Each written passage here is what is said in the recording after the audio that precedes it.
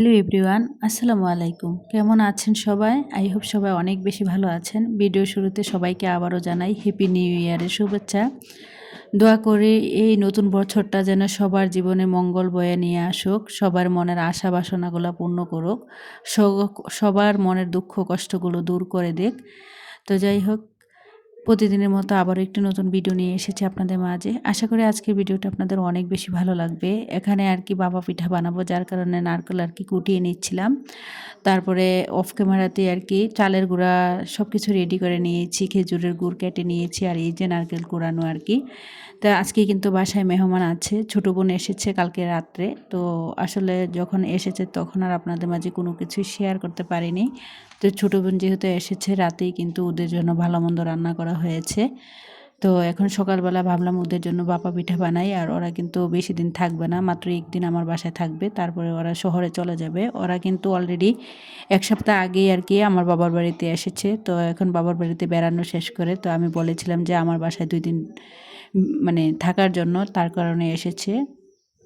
ওরা কিন্তু শহরেই থাকে, ওর ছেলে শহরের স্কুলে লেখাপড়া করে, যার কারণে দেখা গিয়েছে সবসময় চাইলেও কিন্তু সে আসতে পারে না।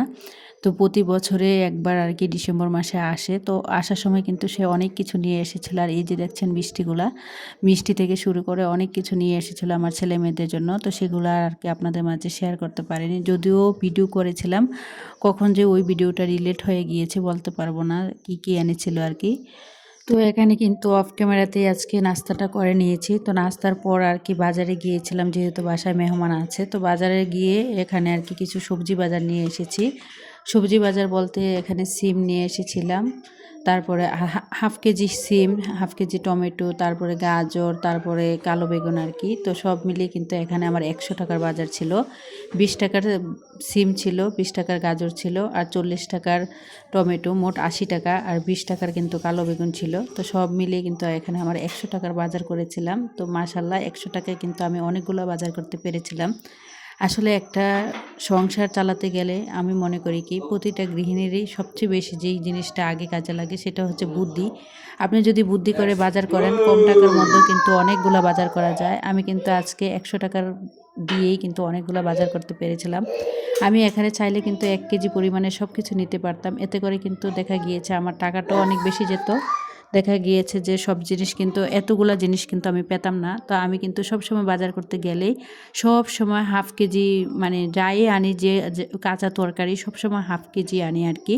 কারণ আমার বাসায় যেহেতু সদস্য সংখ্যা খুবই কম, তো অলরেডি কিন্তু আমার বোন চলে গিয়েছিল। তো যার কারণে দেখা গিয়েছে এই সবজিগুলো দিয়েই কিন্তু আমাদের হয়ে যাবে। তো ও যখন ছিল কোনো কিছুই আর আপনাদের মাঝে আসলে ভিডিওতে শেয়ার করতে পারিনি, কারণ 2 দিন আমাদের বাসায় কারেন্ট ছিল না হয়তো, যার কারণে আমি কিন্তু 2 দিন ভিডিও দিতে পারিনি।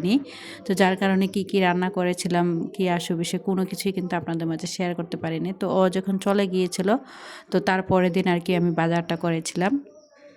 দেখবেন মেহমান যখন বাসায় আসে তখন কিন্তু সবারই বাসায় কিন্তু ভালো মন্দ রান্না করা হয়, আর ভালো মন্দ খেতে খেতে খেতে খেতে কিন্তু কারো কাছেই ভালো লাগে না। যার কারণে আর কি এখানে শাকসবজি বাজার করে নিয়ে এসেছে। আমি কিন্তু একাটি এই লাউ শাকও এনেছিলাম মাত্র 10 টাকা দিয়ে, অবশ্যই ভিডিওতে তাও কিন্তু দেখাবো। লাউ শাকগুলো এখন আর দেখাইনি আর কি, এত টাটকা ছিল লাউ শাকগুলো, কি বলবো, মনে হচ্ছিল যেন কাঁচাই খেয়ে ফেলি। তো যাই হোক, এদিক দিয়ে কিন্তু বাজার গুছিয়ে সকালে নাস্তা খেয়ে, নাস্তার পর যত প্লেট বাটি যা থাকে সব কিছু কিন্তু ধুয়ে পরিষ্কার করে চলে এসেছি সংসারের কাজকর্মে। তো সংসার হচ্ছে এমন একটা জায়গা, প্রতিদিনই কিন্তু আমাদের গৃহিণীদের প্রতিনিয়ত কিছু না কিছু কাজ করতেই হয়। সকালবেলা ঘুম থেকে উঠেই কিন্তু প্রথমে কিন্তু বিছানা গুছানো থেকে শুরু করে ঘর ঝাড় দেওয়া থেকে শুরু করে সব কিছুই কিন্তু আমাদেরকেই করতে হয়। আর সংসার হচ্ছে এমন একটা জায়গা যেখানে কিন্তু ভালো লাগা ভালোবাসা থেকেই কিন্তু আমরা প্রতিটা গৃহিণী এই সংসারের কাজগুলো করে থাকি। সংসারের মায়ায় কিন্তু আমরা প্রতিটা গৃহিণী আটকে গেছি, যেখান থেকে চাইলেও কিন্তু আমরা বের হতে পারি না। তাই সংসারটাকে ভালোবেসেই সবসময় পরিপাটি গুছিয়ে রাখতে সবাই কিন্তু অনেক বেশি পছন্দ করি।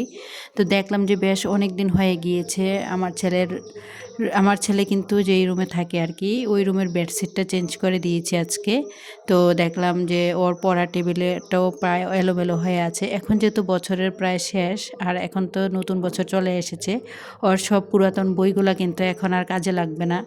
আসলে মানুষের জীবনটাই এরকম, তাই না? দেখেন 1 বছর আগে যে বইগুলোর দাম এত, মানে পরিমাণে দাম ছিল, মূল্যায়ন ছিল, আজকে কিন্তু ওই বইগুলো আর কোনো কাজে লাগবে না, হয়তো কেজি দরে বিক্রি করা হবে। আসলে মানুষের জীবনটাই এরকম, যখন আপনি মানুষের জীবনে যতটুকু প্রয়োজন তখন কিন্তু সেই প্রয়োজন অনুযায়ী কিন্তু আপনাকে সে ব্যবহার করবে। আপনার যখন ওর প্রয়োজন শেষ হয়ে যাবে তখন কিন্তু আপনাকে ছুঁড়ে ফেলে দেবে। ঠিক বইয়ের সাথে কিন্তু মানুষের জীবনটারও তুলনা করলাম। তো যাই হোক, আজকে ভিডিও টাইটেল দেখে হয়তো বুঝতে পারছেন, মধ্যবিত্ত সংসারে স্বামীর অল্প ইনকামে বুদ্ধি দিয়ে আমি যেভাবে আমার সংসারটা চালাই। তো ভিডিও শুরুতে হয়তো দেখতে পেরেছেন, এখানে মাত্র আমি 100 টাকার বাজার নিয়ে এসেছিলাম। 100 টাকার বাজার দিয়ে কিন্তু বুদ্ধি করে আমি কিন্তু 3 থেকে 4 দিন অনায়াসে সুন্দরভাবে চালিয়ে দিতে পারবো। এখানে কিন্তু 2 থেকে 3 রকমের তরকারি এনেছিলাম, যেমন সিম এনেছিলাম, টমেটো এনেছিলাম, তারপর বেগুন এনেছিলাম। তো বেগুন যদি আমি 1 কেজি বেগুন কিন্তু কোনোদিনও আমি একসাথে রান্না করব না। আমার 1 কেজি বেগুন কিন্তু 2 দিন চলে যাবে। আমি এবার চিন্তা করেছি 1 কেজি বেগুন দিয়ে আমি 2 দিন চালাবো। একদিন মাছ দিয়ে রান্না করব বেগুন, আর অন্য দিন হয়তো শুটকি দিয়ে রান্না করব।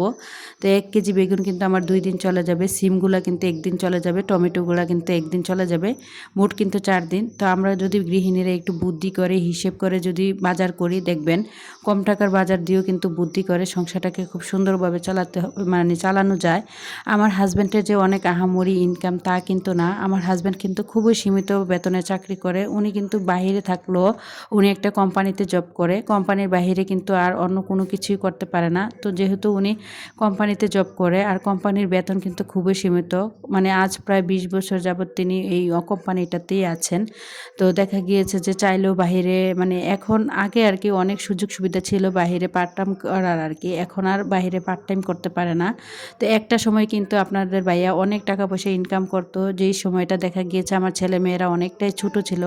ওই সময় কিন্তু সংসার খরচটাও অনেক বেশি কম ছিল, যাকে মানে তখন কিন্তু আমি সবসময় প্রতি বছরে অনেক মোটা অঙ্কের টাকা পয়সা কিন্তু সঞ্চয় করতে পারতাম। কোনো কোনো বছরে আমি হিসেব করে দেখেছি, বছর শেষে কিন্তু আমি সংসার চালানোর পরে 2 থেকে 3 লক্ষ টাকা কিন্তু প্রতি বছর শেষে আমার কিন্তু অ্যাকাউন্টে থাকতো। কিন্তু এখন যখন আমার ছেলেমেয়েরা বড় হয়েছে, এখন কিন্তু আমি আর ওই রকমভাবে কিছুই পারি না। আর এখন কিন্তু বিদেশের অবস্থাও অনেক বেশি খারাপ, যারা বাইরে থাকেন তারাই বলতে পারবেন।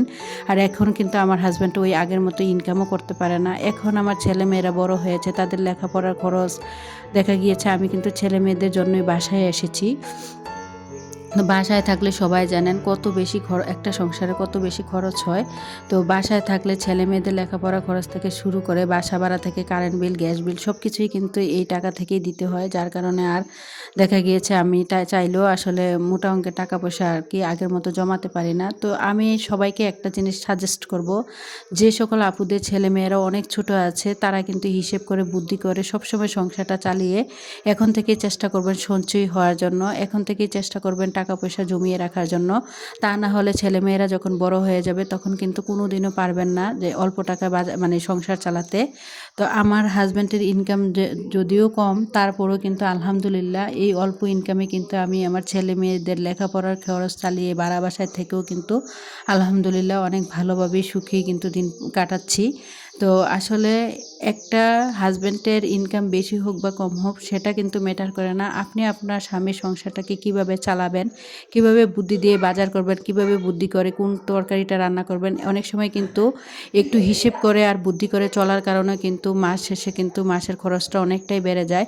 এখানে চাইলে যদি আপনি যে আমি 100 টাকার বাজার করব না, আমি সব কিছু আমি আজকে চাইলে যেই বাজারটা করেছি আর কি, আমি চাইলে তো 1 কেজি টমেটো আনতে পারতাম, 1 কেজি সিম আনতে পারতাম, কিন্তু না, আমি হিসেব করে বুদ্ধি করে অল্প টাকার মধ্যে অনেকগুলো বাজার করেছি, যেন আমার টাকা পয়সা যেন অপচয় না হয় বা কম টাকার মধ্যে যেন আমি অনেক দিন ম্যানেজ করতে পারি।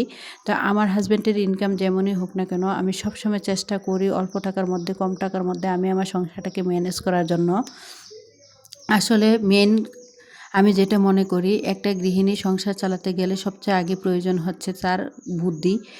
তার যদি বুদ্ধি না থাকে, সে আজকে কি রান্না করবে, কোনটা দিয়ে কোনটা চালাবে, সে যদি এই জিনিসটাই বুঝতে না পারে, তাহলে কিভাবে সে টাকা পয়সা সঞ্চয় করবে বা কম টাকা দিয়ে আর কি সংসারটা চালাবে। তো আমি সবসময় বুদ্ধি খাটিয়েই কিন্তু দেখা গিয়েছে কোনটার সাথে কোনটা রান্না করলে আমার আজকের দিনটা চলে যাবে, বা কম কম টাকার বাজার দিয়ে কিভাবে আমি আমার সংসারটাকে চালাবো, বা কম টাকার খরচ দিয়ে কিভাবে আমার সংসারটাকে চালাবো সবসময় সেই টার্গেটগুলোই আমার মাথার মধ্যে রাখি, যে কম টাকা আমি যখন বাজার করতে চাই, যে আজকে কি মানে কালকে কি দিয়ে বাজার মানে সংসারটা চালাতে পারবো, বা পরের দিন কোন তরকারিটা রান্না করব, এগুলো ভেবে চিন্তেই কিন্তু আমি বাজার করার সময়ও কিন্তু বাজার করি।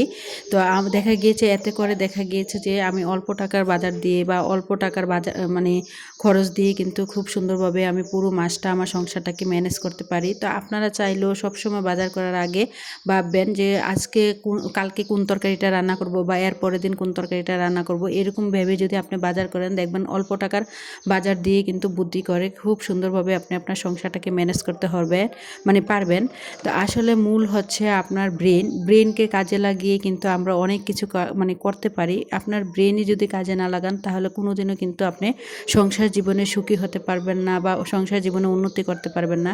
এই যে দেখতে পাচ্ছেন, আজকে কিন্তু এখানে আমি মাত্র 30 টাকার বাজার দিয়ে পুরো একটা দিন চালিয়ে দেব। এই যে হাফ কেজি বেগুন রান্না করেছি মাত্র 20 টাকা, আর 10 টাকা দিয়ে লাউ শাক এনেছিলাম। এই 30 টাকার তরকারি দিয়ে কিন্তু আমি আজকে আমার পুরো সংসারটাকে পুরোটা দিন সুন্দরভাবে দুপুর থেকে শুরু করে রাত পর্যন্ত কিন্তু আমাদের এই তরকারিগুলো দিয়ে হয়ে যাবে। তা এদিক দিয়ে কিন্তু আমি আপনাদের সাথে কথা বলতে বলতে কিন্তু রান্নাগুলো কমপ্লিট করে নিয়েছি। তো এখন মানে রান্নার পরপরই কিন্তু আমি সবসময় চেষ্টা করি আমি আমার কিচেনটাকে একদম পরিষ্কার করে নেওয়ার জন্য আর কি। তো এখানে দেখলাম যে অনেক বেশি তেল চিটচিটে ভাব হয়ে আছে, বা অনেক কিছু পানি জমা হয়ে আছে। তো আমি সাথে সাথে একটা নেকড়া নিয়ে পুরো কিচেনটাকে আর কি এখন পরিষ্কার করে নেব। তো যাই হোক, আমার পরবর্তী ভিডিও দেখার আমন্ত্রণ জানিয়ে আজকের মতো ভিডিওটা এখানে শেষ করলাম। সবাই ভালো থাকবেন। খোদা হাফেজ। আসসালামু আলাইকুম।